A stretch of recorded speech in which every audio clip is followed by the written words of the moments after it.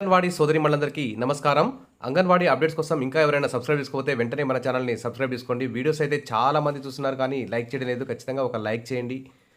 విషయంలోకెళ్దాం ఇక. భారతదేశ వ్యాప్తంగా 2020లో నూతన జాతీయ విద్యా విధానం అయితే వచ్చింది. ఆ నూతన జాతీయ విద్యా విధానం అయితే అంగన్వాడీలతో అయితే ఆట ఆడుకుంటుందని చెప్పుకోవచ్చు. దాదాపు ఇటు కర్ణాటకలోను మరి ప్రీ ప్రైమరీ ఆహ్, కేంద్రాల్లో ట్రైన్డ్ టీచర్లతో బోధించాలని చెప్పేసి కర్ణాటక ప్రభుత్వం కూడా భావిస్తే, అప్పుడు కర్ణాటక అంగన్వాడీ యూనియన్లు భారీ ఎత్తున ధర్నాలు చేయడంతో కర్ణాటక ప్రభుత్వం వెనక్కి తగ్గింది. అదేవిధంగా ఉత్తరప్రదేశ్‌లో కూడా దాదాపు అంగన్వాడీ కేంద్రాల్లో 10,000 మంది ట్రైన్డ్ టీటీసీ, డీఈడీ చేసినటువంటి వాళ్ళని కాంట్రాక్ట్ పద్ధతిలో 10,000 మంది నియామకాలు చేయడం జరిగింది.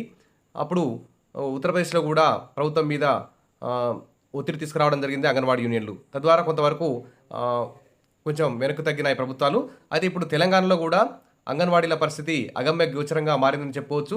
ముందే అతి తక్కువ జీతాలు, పెండింగ్ బిల్లులు, పెన్షన్ లేదు, గ్రాట్యుటీ లేదు, రిటైర్మెంట్ బెనిఫిట్స్ ప్యాకేజీ భారీ ఎత్తున లేదు. తర్వాత మినీలు మెయిన్‌గా చేసినా గానీ మెయిన్ జీతం లేదు.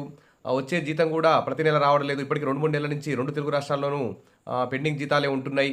ఈ ఈ విధంగా మూలిగే నక్క మీద తాటిపండు పడ్డట్టు ఇక్కడ చూస్తే న్యూసు ప్రాథమిక బడుల్లో ప్రీ ప్రైమరీ బాలవాటిక పేరుతో తరగతులు అధికారులను ఆదేశించిన సీఎం ప్రత్యేకంగా పాలసీ రూపకల్పన అంగన్వాడీల పరిస్థితి ఏంటి అంటూ ఇక్కడ న్యూస్ అయితే హైలైట్ కావడం జరిగింది. నిజంగా ఇది నూతన జాతీయ విద్యా విధానం మరి అంగన్వాడీలకు ఎసరు పెట్టే విధంగానే ఉంది.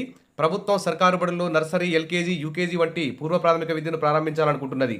మరి మరి అంగన్వాడీ టీచర్లు, ఆయాలు మరి ఐసీడీఎస్ వ్యవస్థ ఏం చేస్తుంది? మరి నర్సరీ, ఎల్కేజీ, యూకేజీ మరి ప్రైమరీ స్కూల్లో పెడితే మరి అంగన్వాడీ టీచర్లు ఖాళీగా కూర్చోవాల్సిందేనా?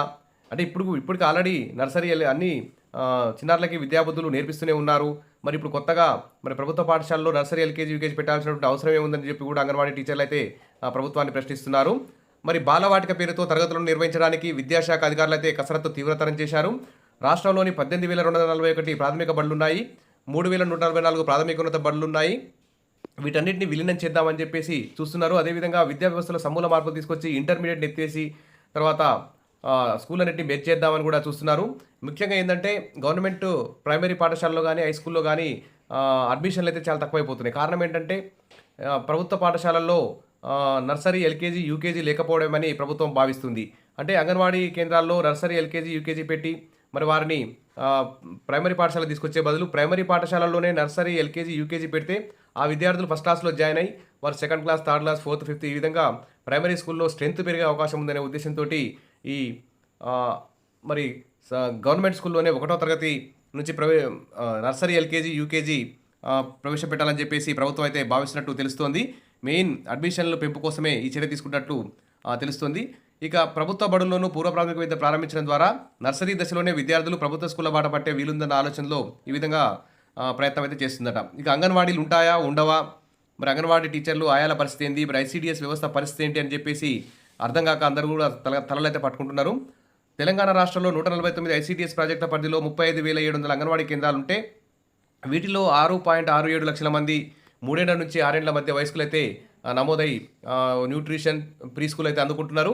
మరి కేంద్రం తీసుకొచ్చిన నూతన జాతీయ విద్యా విధానం పూర్వ ప్రాథమిక విద్యను పాఠశాల విద్యలో విలీనం చేయాలని స్పష్టం చేసింది.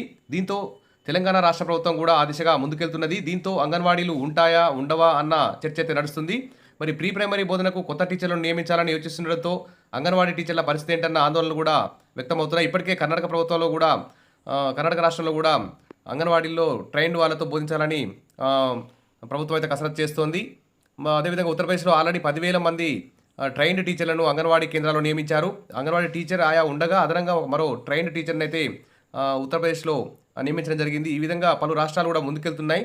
దీని పట్ల ఆల్ ఇండియా అంగన్వాడీ యూనియన్ మరియు వివిధ రాష్ట్రాల అంగన్వాడీ యూనియన్లు సంఘటితంగా సమన్వయం చేసుకొని మండల స్థాయి, జిల్లా స్థాయి, తర్వాత రాష్ట్ర స్థాయి, భారతదేశ వ్యాప్తంగా ఉన్న అంగన్వాడీ యూనియన్లన్నీ కూడా బలోపేతమై సంఘటితంగా వివిధ కార్మిక సంఘాలని కలుపుకొని మరి ప్రభుత్వం మీద పోరాటం చేయాల్సిన అవసరం ఉంది. నూతన జాతీయ విద్యా విధానం ఉన్నటువంటి లోపాలను కూడా ఎత్తి చూపాల్సిన అవసరం ఉంది. లేకుంటే అంగన్వాడీ కేంద్రాలు మూతపడే అవకాశం ఉంది. అంగన్వాడీ టీచర్లు, ఆయాలు రోడ్డున పడే అవకాశం ఉందని అంగన్వాడీ యూనియన్లు, అంగన్వాడీ టీచర్లు, ఆయాలు అందరూ కూడా భావిస్తున్నారు. కాబట్టి మరి భవిష్యత్తులో మరి ప్రాథమిక బడుల్లో ప్రీ ప్రైమరీ పెడతారా, మరి అంగన్వాడీల్లో ప్రీ ప్రైమరీ పెడతారా అనేది ఇంకా క్లారిటీ అయితే లేదు. అప్డేట్ వస్తుంది. త్వరలో విద్యా కమిషన్ కూడా చర్చలు జరుపుతుంది. తీవ్రంగా మీటింగులు పెట్టి మరి ఎలాంటి నిర్ణయం తీసుకుంటుందో చూద్దాం. ప్రస్తుతానికైతే ప్రాథమిక బడుల్లో ప్రీ ప్రైమరీ పెడతామని సీఎం గారు అయితే ఆదేశించారు. ఇంకా మరిన్ని అప్డేట్స్ కోసం మన ఛానల్ని ఫాలో అవుతుండండి. వీడియోస్ లైక్ చేయండి. ఖాళీ టైంలో వీడియోస్ని మీరు అవగాహన పెంచుకోండి. Wish all the best. Thank you.